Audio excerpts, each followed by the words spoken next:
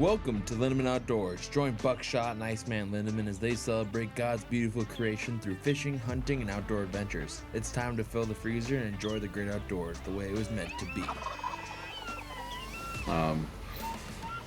And then my work kind of took me this way, and his work kind of took him there. So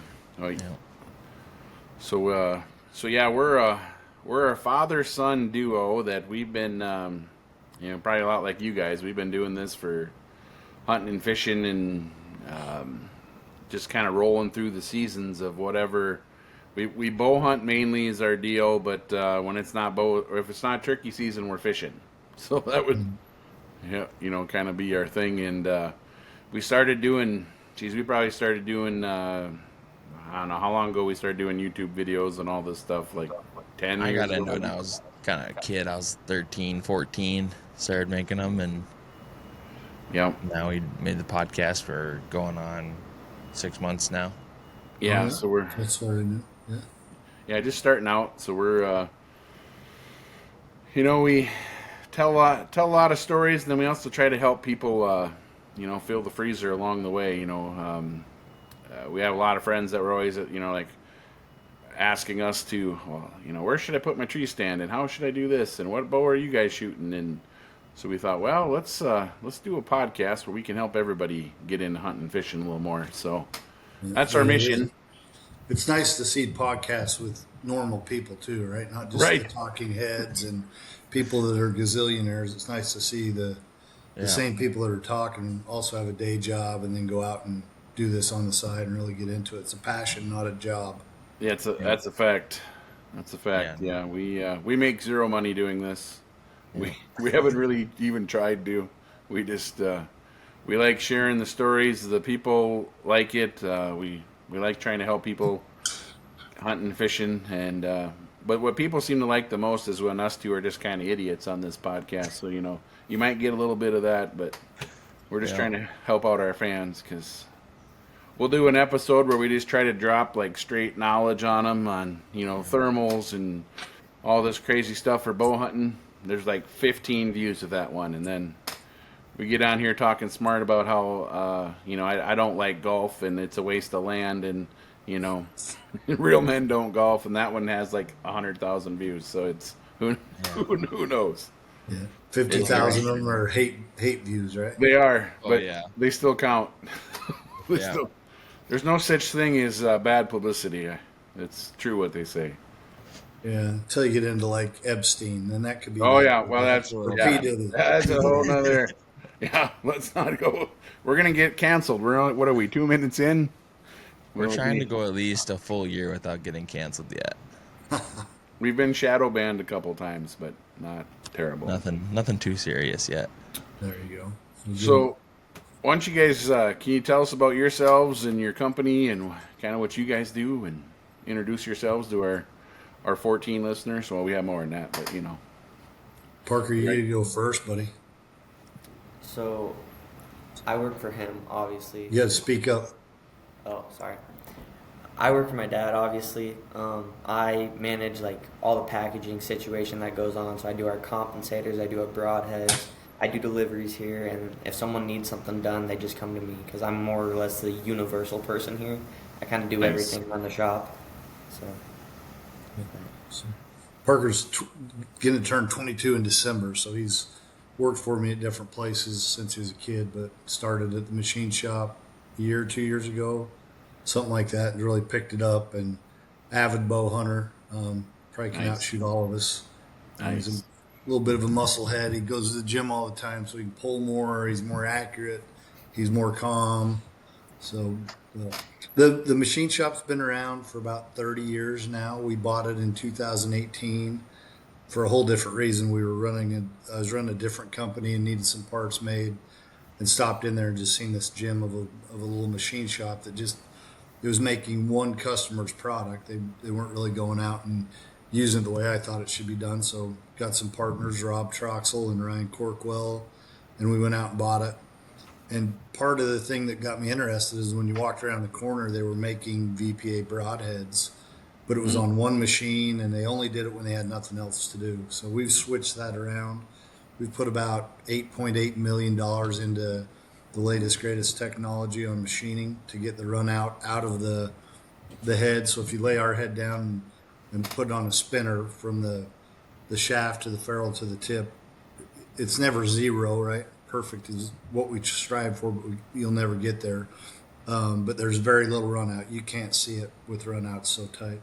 And then all our blades are cut the same at the same time. So the weight of the blades, if you micro cut them and get them the same size, they all weigh the same.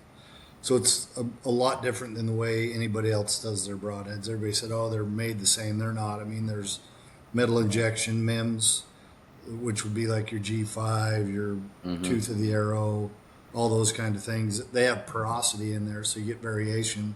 So people say that's why it's hard to tune a fixed blade.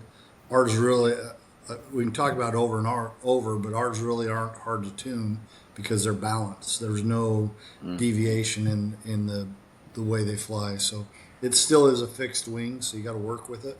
But if you know how to tune your bow, these things will stack just like anything else. Actually, there's a Instagram out there today. We make one called the Hole Punch for Archery Country, which is Tyler Vanderkoff down there at Archery Country and his group. Cam's one of them.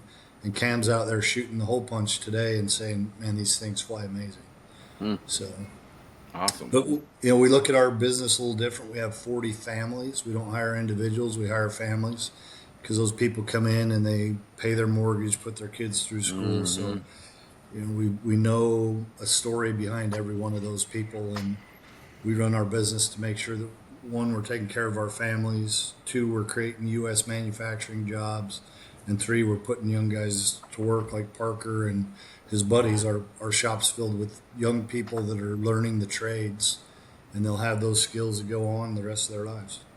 Yeah, that's fantastic. So I come through the trade side of the world myself. I'm a master electrician by trade, so I'm all about, and the company that I run too, kind of the same deal, is that we want, we got to get these young people into the trades, man, and and you can make a good living in the trades now too. That's probably better than going to a 4-year school, in my opinion. But it's like you said, it's just these skills, and I don't know. I think this younger generation is going to become the tool belt generation. I think you're going to see less, worthless college degrees and more tradespeople, and we need them too. I mean, you can't find a contractor for nothing these days. So that's fantastic. I'm a pretty proud American that I think we are the best country in the world. Doesn't mean there's not good people around, but it's because we came up on trades. We came up as an industrial country. We didn't come over here and it was set up and we just took it over. It was literally fighting to the death to get where we're at, and then conquering the West, and all the things that you see go through was with grit and sweat and blood. And then we somehow figured out that the trades are bad and all these kids got to go get a 4-year basket weaving degree, and that's just not how we roll. We want our kids to be educated, not indoctrinated. So exactly, the trades is a way to do it. Let's teach them what they need to do. Yep, amen, brother. Yeah, we're the same way. We're the same way, so that's awesome. So I wanted to talk a little bit about your guys' broadheads too. I love that you're made in America. We don't have to worry about tariffs on your broadheads. Which is nice. Also, too, I thought it was fascinating. You're talking about, the process of yours. First of all, looking at the broadheads, they look super durable. I mean, I imagine you could shoot. You have to resharpen them, obviously, but you could shoot multiple animals with probably one broadhead. I don't see that thing falling apart on you at all, or bending or anything like that. I've looked at your guys' stuff, and they're precision machine, like you guys are saying. And how does that set them differently apart from like your G5s and your Rages and Severs? Well, yeah, when you start getting into that mechanical piece, this needs to be like a 5-hour show because I'll just keep on going. Yeah, and Parker does.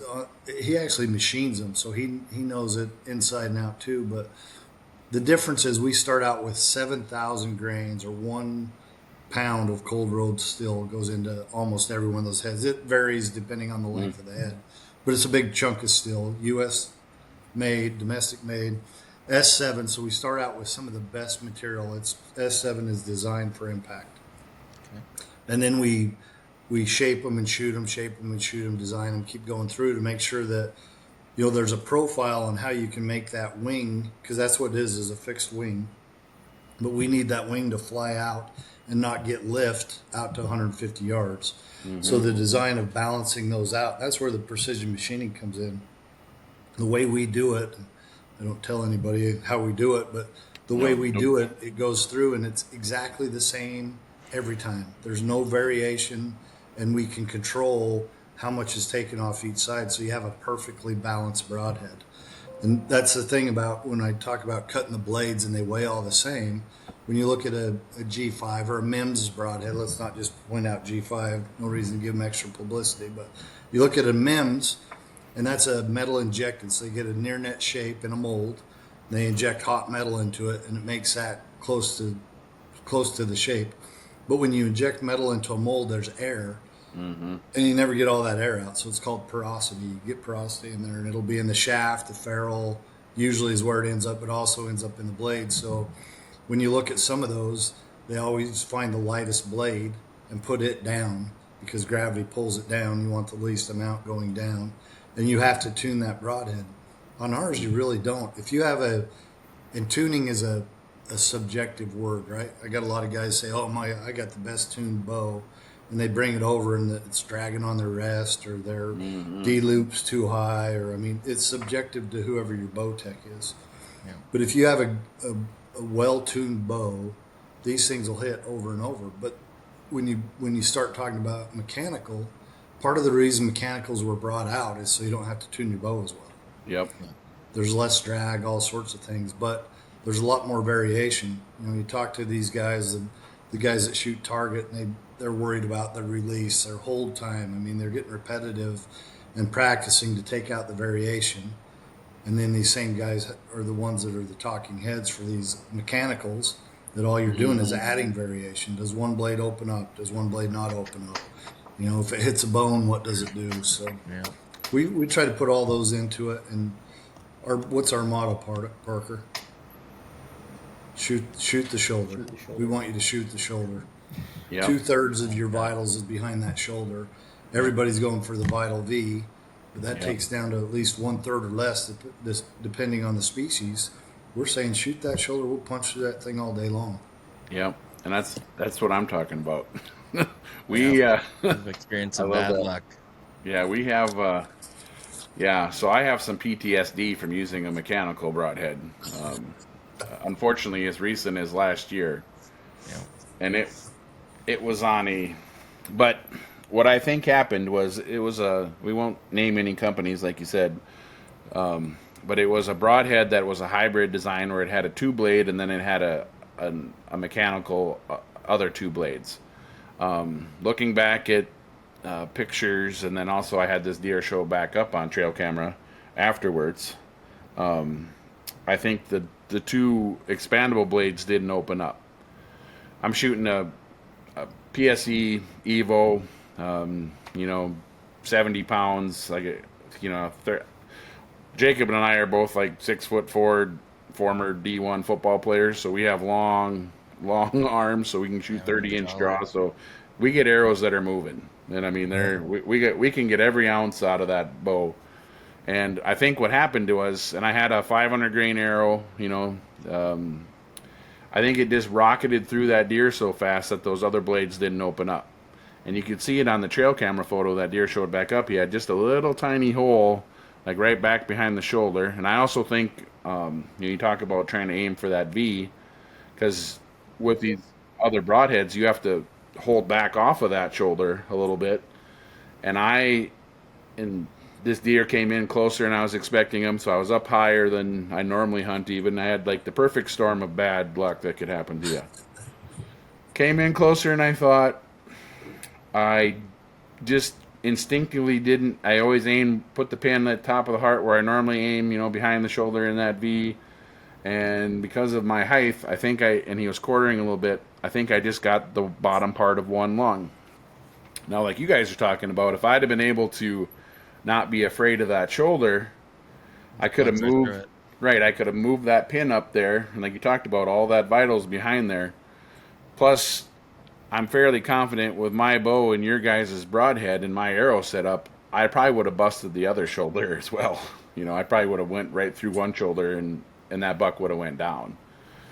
Instead, I ended up having to talk to 2 or 3 different landowners and track this deer for 2 days for miles, and then he showed back up on trail camera 2 weeks later. I mean, luckily.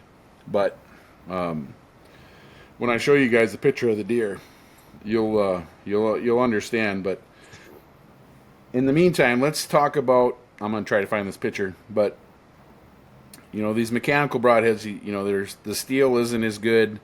Either they don't open up or they break. If you hit, you know, they won't go through a rib. I've had that happen. How is it that? So you aim for that shoulder. And then does your arrow actually rotate as it goes through? Because some people, I hear, they're afraid of not as good a blood trail with a single bevel broadhead or a double bevel or whatever. Is that false? Yeah, we think it's all crap. I mean, it's all subjective again, right? Right. I've seen guys that have put a perfect shot with a mechanical and lost the deer. I've seen guys that have done it with a fixed blade and lost it, and I've seen where they've hit both. So the key is practice and placement, and be comfortable with your setup, because it's only you and the animal when you're up there. So make sure you're happy with it. But ours are a single bevel. Most of what we're selling now are single bevels. So you actually get a corkscrew rotation. Like you said, when that mechanical went in, you can almost probably put a string through there and have 2 points where entrance and the exit, if it exits, usually the mechanical doesn't exit, but where they go through is on a straight line. So think about it like this: on a 3-blade or a mechanical, it's like driving a nail into a 2x4. What you want that nail to do in the 2x4 is to get restricted by surface area and hold that nail inside the 2x4. Well, a single bevel is like taking a chisel to a 2x4. When you hit it with that chisel, it fractures it and breaks it open so it can pass through. So go out and look at the Lusk Omega 125 test, and you'll see what I'm talking about. And he's actually going to put a hog hunt that he went on not too long ago with his crossbow. And this hog is, I think it's like a 250-pound hog, and it's laying down, so it's got its front legs in front of it. So you got that shoulder, the humerus, the scapula, all that. Plus you have the plate or the hide, that thick hide on the front of the armor. He goes through the armor, through the ball joint, through the pig, out the other side, and the scapula, out the armor. Picks it up and could have shot it again, and you'll see the video. It looks like a grenade went off in the shoulder of that hog. And those, I mean, you can test it against a lot of things. There's bigger animals than that, but a hog's pretty resilient. That's what a lot of people put the baseline in. If you can go through a hog, a whitetail all day long, an elk, probably, and we do big game, but a lot of the people that come and call Parker, they'll say, hey, we need something that's going to do water buffalo. We say the Omega. We need something that, or, you know, we have a single bevel chisel tip. But they're made for mechanical force to drive through that bone. Where when you look at the mechanical broadheads, they're made like a target tip, the field tip. It's just about flight, right? You're trying to get it that you have less variation in your flight. And I'm not so sure that's true, because a lot of them, like you said, either don't open up on impact like they should, so you lose the animal, or they open up in mid-flight and you got one blade hanging out there that takes the course of your arrow off. There's actually a mechanical guy out there right now that just cracks me up. I'm not going to say his name because I don't want a lawsuit, but he's out there saying, well, go call the dog trackers and ask them how many more deer they find with mechanicals. And I'm sitting there thinking, that is the stupidest thing to say publicly, because we don't call dog trackers. Me and Parker shoot the animal, watch it tip over, and then go get it. Yeah. I mean, I'm not saying there's the fixed blades do it all the time, but if you have the right placement with the right head, you should kill that animal every time. You shouldn't need They just blame it on the head. So, non-mechanical fan. Yeah, I've had every one of those incidents that you talked about has happened to me over like 25 years of bow hunting. with those. And so like right now, this is perfect timing for you guys to be on this podcast because I'm switching to your guys' broadheads because I want a fixed blade. You know, and a lot of times when you're bow hunting too, that deer comes in and you got that, you almost like a, you know, if you're calling or rattling or setting up, a lot of times it seems like I get that deer coming in and he's almost quartering to me a little bit. Where, you know, I imagine your guys' broadheads, you just put it on the shoulder and, you know, let it eat, aim for that backside, and away you go. Yeah. Parker, you talk to more customers than I do, Parker. What are they usually looking for, or what's the issue they're trying to solve? So we've had a couple customers that have reached out, and like they'll be switching from mechanical to our fixed blades. Like I think it was like maybe 2 months ago, we had some guy like explain that when he was shooting his mechanical, it opened up before it even got to the deer, and it just completely like, I think he said it went directly up and then straight down, didn't even make it to the deer. Mm-hmm. So that was like the end for him, and he was asking like what people usually use of ours, and I was like, our 3 blades sell like nothing. Our Omegas with bleeders just came out. Those things are hot. Like anything that is Omega that we're currently selling is usually what they're going for, because it's probably our most reliable broadhead, and it tears them up. Yeah. And you get the Omega with or without bleeders. So, you know, without bleeders, it's 1 inch and a 16th, inch and an 1/8, but it still has that corkscrew cut. And then with the bleeders, you add 875, so you're almost up to 2 inches worth of cut. And then that thing's just devastating. You know, you got to be able to go through the bone. I mean, even if you're shooting a Vital V, there's still ribs and stuff in there.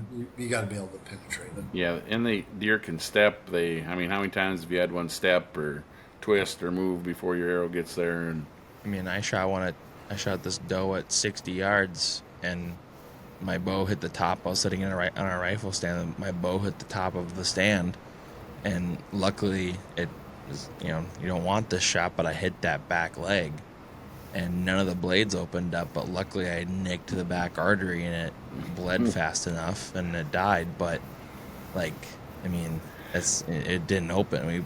We gutted the deer and it was sitting in there closed. Yeah. That was a nice way of saying you shot that deer in the ass, Jacob. I did shoot that deer in the I ass.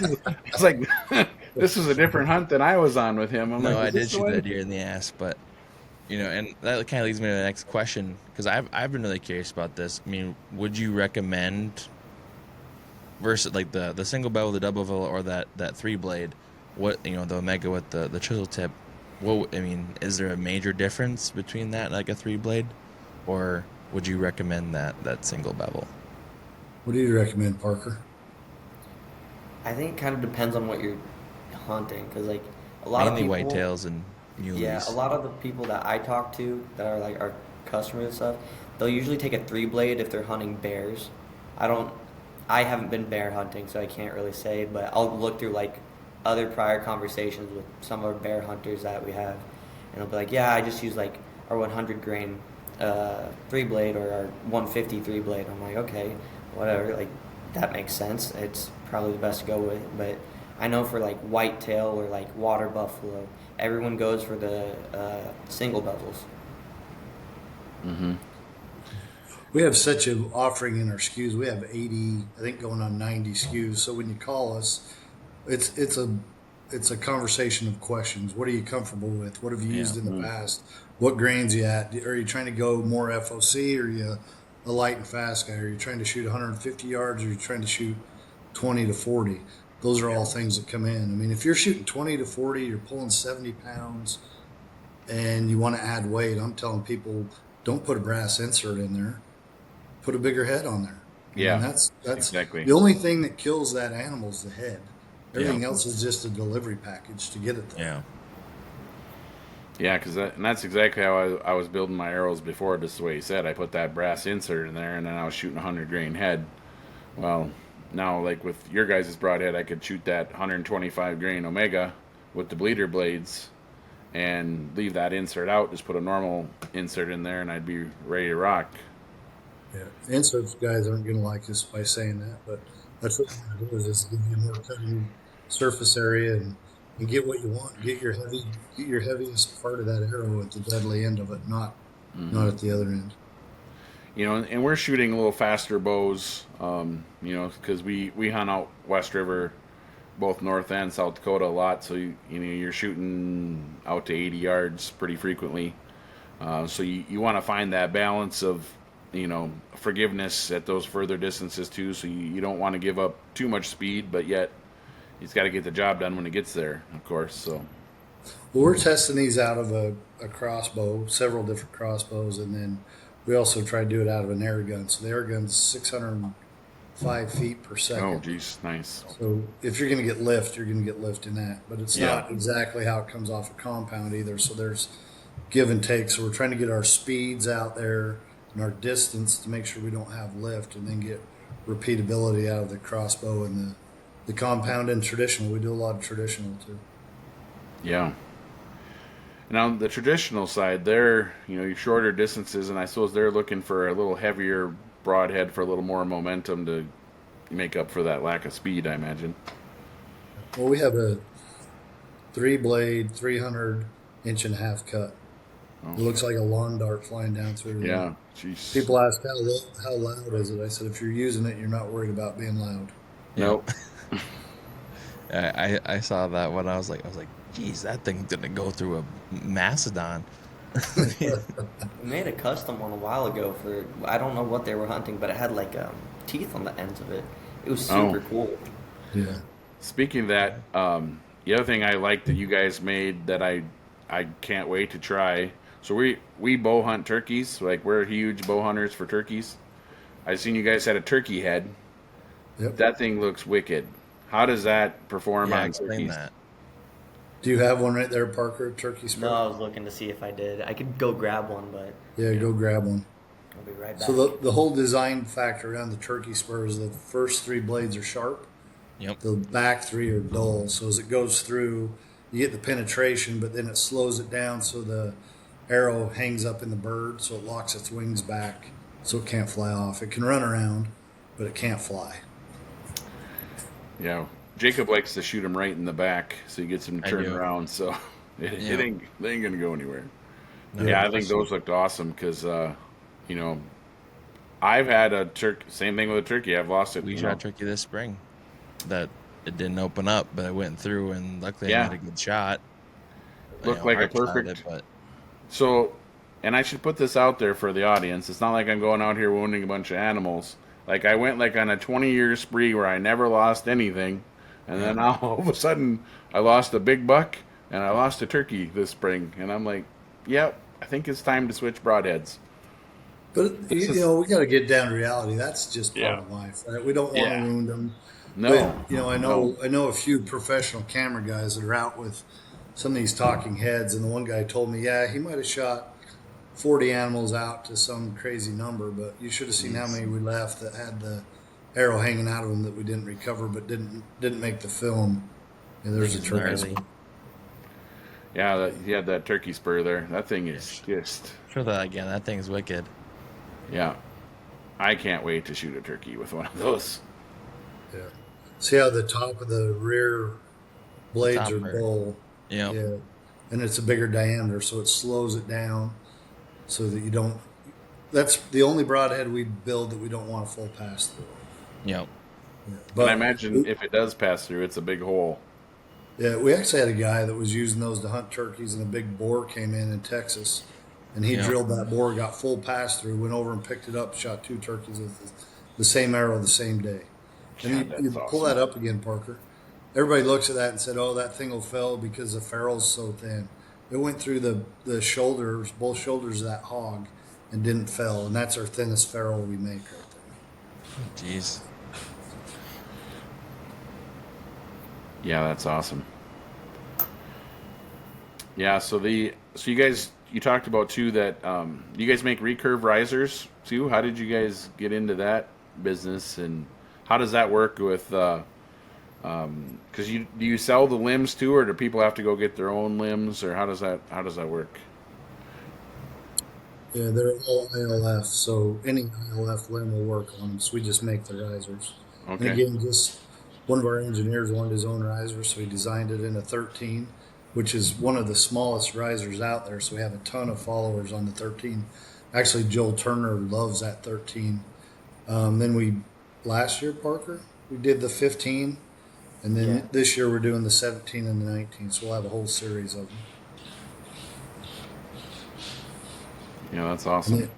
They all take ILF limbs. So whatever ILF, that way we're not dictating you got to use this one limb. Gives you a whole variety of limbs to use. Yeah, that's. I've heard you've been talking about like you can pick up that broadhead and shoot it through another one. Do you, with yours, is your guys' edge retention like? I mean, how do you? I don't know if it's a trade secret or just how is that edge retention so good that you can pick it up and shoot two more, birds or another deer with it? Or do you have to sharpen it every time you shoot an animal? Every time, even carry a small stone, Parker a small field stone that goes in our backpacks. So I'll stop in the tree stand and actually sharpen broadheads. That's my, instead of playing Candy Crush, whatever everybody else does, I just sharpen broadheads. Yeah. But it does have edge retention. We put in $500,000 CNC automated machine to sharpen every one of ours. So really, if you measure ours out in a pack of 3 when you get them, it's almost a match grade set. We're within a quarter grain or half a grain on all of them because of the way we sharpen them. But that's also the material, how we harden them, and how we sharpen them keeps that edge retention. And then the design, right? You want it to go in, and the sharpness should be to cut through the hide, to cut through the veins, to cut through the soft stuff. The mechanical is what breaks the bone, passes through. So if the only thing you're doing, that's why mechanicals have such a hard time. The only thing they have to cut is the blade. There's not, they'll say, oh, my ferrule has mechanical advantage. It's round, dude. There's no mechanical advantage on a round ferrule. Your tip can have it and that, but they're trying to kill with just cutting with the blades while we're using mechanical leverage to crack through. Again, it comes back to the chisel and the nail. So I want to buy some broadheads from you guys. So let's go through. I'm shooting, like I told you, I'm shooting 70 pounds. I'm shooting, PSE Evo, cammed up bow. It's got pretty aggressive cams on it. 30-inch arrow.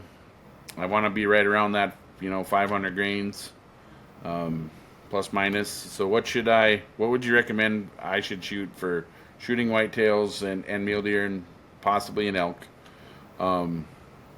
Which broadhead should I go with? You guys think and I shoot some distance too. So, what would you recommend? I would do a 2-blade 150 Omega, just because you're gonna get that damage on the inside because of that one single bevel, and you're gonna get that big corkscrew effect on the inside. And it's just the sharpest thing we have. I don't shoot the Tonto tip ones, which is just like that's a flat head. Right? Tonto's the pointed head, the chisel. Okay. I do shoot the Tonto tip, my bad. I don't shoot the flat-headed ones, but it's going to do the most damage and give you the best effect. So, because you have enough draw length and weight, you can put a rock on the end of that thing and kill something. So we're just, if you're really trying to get over that 500 barrier. Well, just under. What's the first thing we'd ask is what arrow, what's your arrow shaft weigh, what brass are you putting in there, what are you shooting now, and maybe we could get you into the 150. But if you're shooting a 150 grain brass and you want to stay under 500 and your whole arrow setup's at 480, it's going to be hard to put a 150 on there. Yeah. So it's more of the question of let's walk all the way through your setup. Yeah, so I'm shooting the Easton, the Axis 5 millimeters. And then, like right now, I think I have a 50 grain half outsert in there. And actually, I had to make them because they came 75 grain, and I ground and cut parts of them off to get them down to 50. And then I was shooting 100 grain broadhead, so I probably have 150 up top. But I could, I think if I think the regular inserts or outserts I think they make like a 25 grain aluminum, if I'm not mistaken. Yeah, they range from about 17 and a half up to 30, but you Yeah. get a good strong one and then switch over and just shoot a 150. You'd still be Yep. right in that 400 range, it sounds like. And I could probably shoot and I'm shooting like a 260 arrow. I'm shooting pretty stiff spine as well. But I could shoot so you think a 150 versus like a 125? Cutting kilometers about the same. The length's a little better on the 150. But, again, it's what you're comfortable with, Jeremy. If you're up in that tree and you're comfortable with your setup, we have something in the Omega that'll meet that setup. Okay. But if you want to change, if you decide, hey, I like the idea of going to a 150, I'll change my insert. Yeah. Yeah, the 150, I'd say the 150 and the 125 in the Omega with bleeders are our most popular for sure. And a lot of the FOC guys are running that, but we run probably another 20% on 200s, 250s. We've got a guy in Africa right now, and he's over there shooting water buffalo and all that with 275 Omegas. Jeez. So how do I order these from you guys? So what's the best way to find these broadheads and to buy them and order them, and how do we get them? We have our store website, which is just vantagepointarchery.com, and you can just order anything off of there. And if you have any questions, we have our own customer support link on there. And then if there's any questions about like specifications of broadheads, we have a sheet that has like our measurements on it, just any of the weights, cutting diameter, any of that. So we try to help out our customers if they need it or have any questions. And so you can call in, talk to Ryan, Kellen, Alex, me, Parker, or you can get on the website and order them direct off the website. And then you can get a ton of stuff. We're on Instagram, Facebook, all that stuff to see who's out there. Like today, you'll see on my link, I punched out Cam's shooting the hole punch, so you'll see that out there. That's another good broadhead we make that's out on the market, but you can order them all through the website, along with arrows, and we have our own outserts and some other stuff, footers and things like that you can get, plus the IFL spinners. We have spinners on there, the IFL risers, all sorts of different things. Sharpeners, we make the KME sharpener for KME, so you can get that here. So you can get a total arrow set up from you guys too. So you have arrows and inserts and you can buy all the components. All the components. Yeah. Okay. And then we can buy all the components. Yeah, I build my own anyway, so that'd be perfect. He builds mine too. So. We're actually working on a new fletching machine too that you'll see come out pretty quick. Oh, okay. That's a little sneak peek. We've always said that we're the fixed blade guys. We are working on a design of a mechanical. It's kind of hypocritical for me to say this a little bit, but if we could come up with a mechanical that we can guarantee opens every time and stays open, we'll launch one. Right. We just haven't proven out that you can do that yet, but that's in the back of our mind that we have customers that ask. That's how we got to the Omega. People said, I love the single bevel, but man, I hate sharpening. They're a pain in the butt. So we came up with that lay flat technology where we're the only ones that you can do the single bevel on a flat stone. Yeah, that's awesome. Yeah. So everything we have, you can sharpen on a flat stone. So we're working on that with a mechanical design with some pretty neat people in the industry looking at it. So if it comes out, it'll have the lifetime guarantee that we have on everything, and then we'll boast about, why this one's different than everything else. But it has to be different. It has to be reliable. It has to hit all the things I bitch about all the time. Yeah. Before it comes out. Yeah, like I said, I got some PTSD from them other broadheads, so I need to right the ship this year. So when I get a shot, I want it to do the trick. I'm gonna put it in the right spot, and I want to let it do what it's got to do. So we're the same way. We're gonna take Parker elk hunting next year. We went 2 years ago with my father, me and Parker, and it was amazing. We're going this year with one of my buddies, me and Parker, and then next year it's Parker's turn. So maybe it's that mechanical we're going to do is a hybrid, so it might be that hybrid mechanical where we test it out and see how it works out there. That's awesome. Yeah, we're actually not far from bow season here. We open up the 1st of September here in the Dakotas, so Yep. we're gonna Any be big ones? You got any takers that you've looked at already? Tell you what, there's a couple. Yeah, there's some deer that they got some heck of a frame on them already. Seen a couple wide 5x5s. There's one deer that's the area where we hunt. There's a lot of the bucks got a lot of trash on their horns. So I mean, you get kickers and flyers and drops, and you get all kinds of neat things. So there's one buck that's got the start of a double drop coming. So I'd love to get him, but is it all whitetail? You guys have muleys out there too, don't you? Yep. So I'm about where I'm located. You got to go on the other side of the river to get into the muleys. There is a few on this side of the river, of the Missouri River, but not. It's mostly whitetails. So, but I'm only about 3 hours from mule deer country. So really, you can head out on a Friday night and you hunt the weekend, no problem, for mule deer. So, and I got a statewide buck tag for bow, so I can go out there and I can hunt mule deer or whitetails or any deer tag. So it's kind of nice. Yeah, and I'm really jealous. Me and Parker my wife were moving back to Utah at some point here, and great hunting out there, but the biologists are killing the industry. You know, once in a lifetime, and general season, you got to draw general season, and sure seems like they're managing it for revenue, not for wildlife. Yeah, it's that political biology, not the actual what's best for the animals.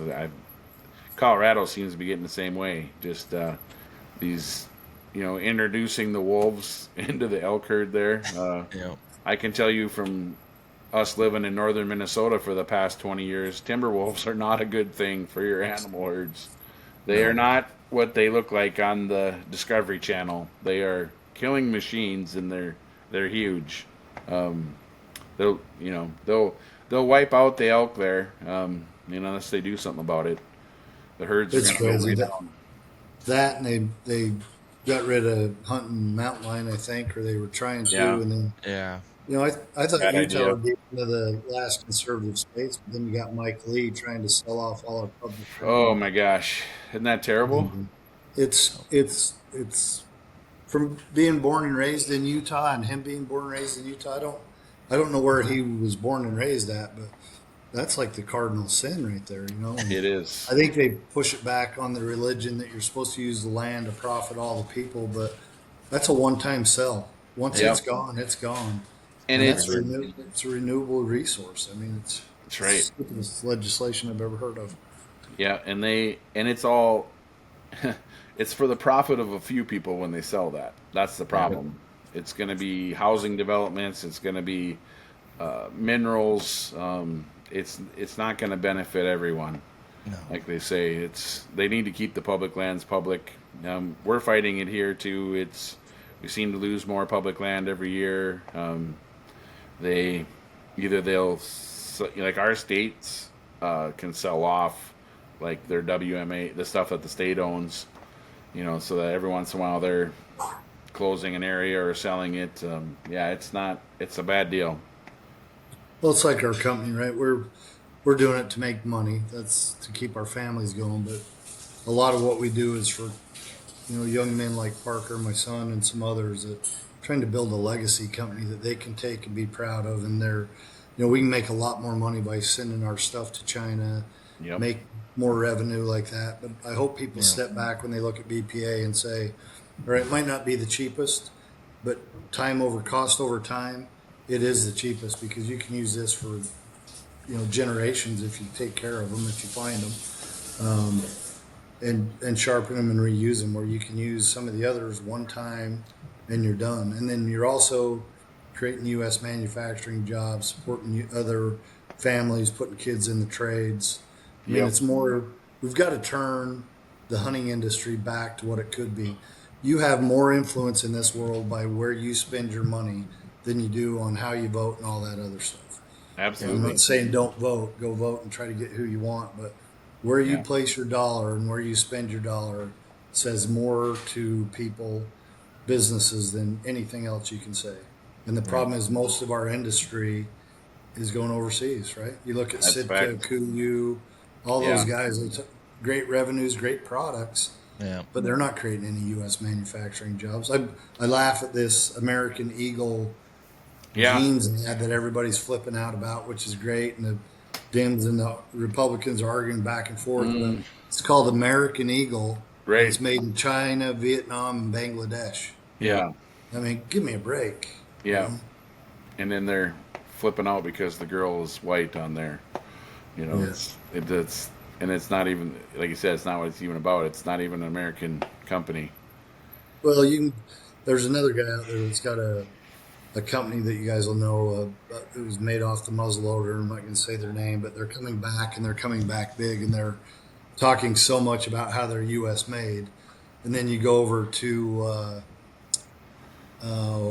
King's Camo, all made in China. Great company in Utah. Yep. I love them. Great company, all made in China. And there's the same guy that's touting make everything in America on his gun side, and then I only use King's Camo made in China for everything else. I'm like, dude, you're just so hypocritical. It makes me sick. Yeah. So so are there? I mean, which companies are made in America right now for camo? Forlo's made in America. Borlo. How about First Light? Are they outsourced or? First Rinella? Light, I'm not sure of. I'd have to go look at that one yet. What about Marco? I think Aaron Schneider's company for a while was made in the States. Yeah. Faru, but I don't know. Is he part of First Light now? I'm not sure. Marsupial is made in Arizona. They're not all apparel, but they're vinyl packs and things like that. Yeah, that's a great company. Just look. I mean, there's going to be some things that you can't get made in the States, but like Easton Arrows, the only U.S. manufactured arrow. Yeah. Victory's right up there. They make their carbon here, roll it in Vietnam, and fletch it in Mexico. That's getting a little closer, but yeah, we've go ahead. Yeah, we've shot Easton forever. It's just we've actually got a group going on now called 50 Forged. Check it out, 50, the number 50forged.com. And that's exactly what we're trying to do is get a consortium of companies, different companies that are U.S. made. So Montana Knife, I think, is going to join. Hal Fire Pits or Hal Cooking Stuff is going to join. Actually, I'm trying to get Faradyne to switch over. We're talking to Faradyne. They got 2 new leaders in there, Mike and Don, that are really trying to change the legacy of Faradyne that took U.S. companies to China. The Cinderella story would be if you could get that all back into the U.S. and get made. And those 2 guys are really pushing to get back into the U.S. So we're going to try to get them to join. But it's any U.S. manufacturer or company that wants to get things made in the States, hit that 50 Forge and we'll get you lined up with people that manufacture in the United States. And you can do it profitably. This myth that you have to go to China is just bullshit. Yeah, and then like you said too, we're supporting our families here, our kids, our future, and I think the quality of the products is 10 times. I mean, they don't that stuff that's in overseas is it's junk and it's made as cheap as possible and it doesn't last and doesn't last. We've seen it with fishing lures. We've seen fishing lures that used to be good 10 years ago, and now you can tell they get all their hooks made in China because they're junk. Like they just fall apart. One of the companies we're working with from 50 Forge is Pure Fishing, so we're trying to get them over, which would be Plano awesome. And a bunch of other ones. So, but I'll tell you, even some of the American-made ones, it used to be that we sold. You put a well-endowed young lady in a 4T t-shirt and you can sell anything off of sex, right?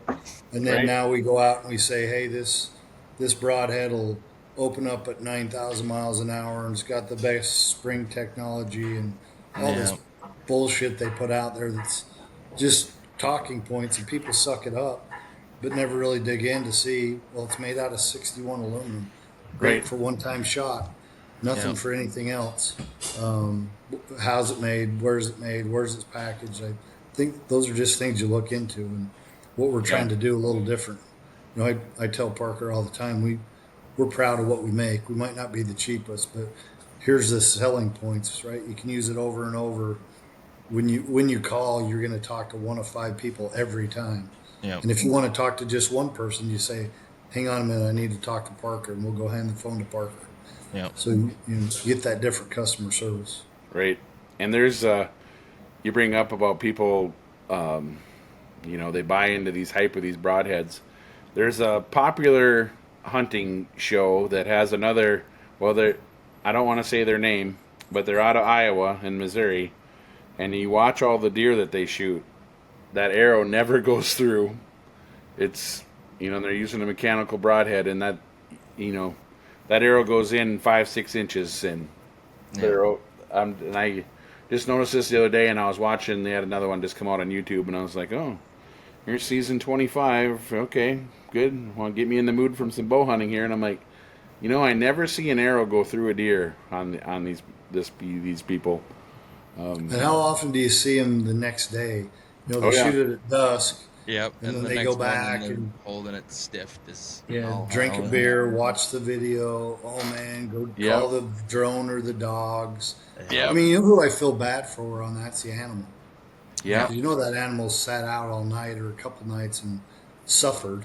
Yeah. But we had one of the big talking heads, great bow hunter, great target shooter.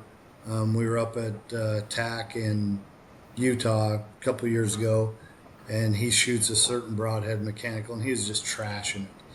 And another big name we know that was with him called him out on it, said, well, quit using it. And he says, I can't.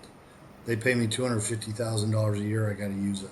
Jeez. I mean, talk about selling your soul. You know it's a junk piece of equipment. And that's just a broadhead. I'm sure there's other things out there, but yeah. Really, if it's just about money, I just think that's unethical, that I'll push something I know is trash and put my name behind it and tell everybody it's the greatest thing since sliced bread. And then in the background, when nobody's listening, I'm not on tape, I tell everybody the truth. Yeah, that's terrible. Yeah. Yeah, well, you guys keep doing what you're doing, man. That's awesome. Yeah. I appreciate you taking time to visit with us little guys here. Like I said, we just do this part-time, and we do it because we love hunting and fishing just like you guys. We're going to, one more time, you want to just give us kind of a rundown of where we can get your, where we can find you, how we can get your broadheads, and we can let you guys go about your day. We appreciate your time, and thank you very much. And we'll be getting a hold of you because we're going to be placing an order because the bucks are not getting away from me this year. They're going down. Yeah. Well, we do this after the show, so people can't say we're buying our way on, but get a hold of Alex when you're done and tell her what range you shoot, and we'll send you some broadheads to shoot and try out. We just want the true feedback, good, bad, or indifferent. Yeah. Balls back. And then sorry to Jacob and Parker, me and Jeremy, the dads, kind of took over and talked the whole show. They're used to it. Used to it. I'm used to it. I was raised. Well, hey, we'll do this. We'll do this again, and next time you and I will sit back and we'll let the young guns run the show. How's that? Parker's going to tell you where to find us, though. You can find us on Instagram. You can find us on Facebook. We do have social medias. Our websites are vantagepointarchery.com and vantagepointarmory.com. We sell compensators and broadheads. We also have a store in Fort Wayne, Indiana. If you want to come in, we will help you there. But other than that, that's about every place you can probably find us. It's VP Armory and VP Archery, not Vantage Point. It's VP. So awesome. But check them out. Yep. And give us some feedback. If you like them, you don't like them. The only way we get better is by listening to those people that are using them. So we take that very seriously. We'll do that for sure. I'm going to go on a doe killing mission this fall. I got a bunch of states lined up and go kill some does, and I'm going to make a video with your guys' broadhead. So, I want somebody to do one, and maybe I'll do it this year, where I use one broadhead for everything. As long as I can find it. Our biggest issue is people say, I shot that animal, it went through both shoulders and went like 50 yards, and I couldn't find it. I can't find it. I celebrate those. Absolutely. Well, which one I'll do that. Which one do you because I'm gonna shoot like 4 different does this year. So which one should I shoot? I don't know what weight you're at. Use the Omega with bleeders. Okay. That's our latest technology. Try that out. Yep. Okay, we'll do. We'll do that. Yeah, no. Thank you guys for watching. This is great. I'm gonna put all their links and stuff down below. I'll take all you guys and everything. So, but yeah, thank you guys for coming out. This is awesome. Thanks for having us. It's nice to see fathers and sons still doing stuff together. Yeah, it's the best part. Yeah. Yeah. Thank you guys. Have a great day.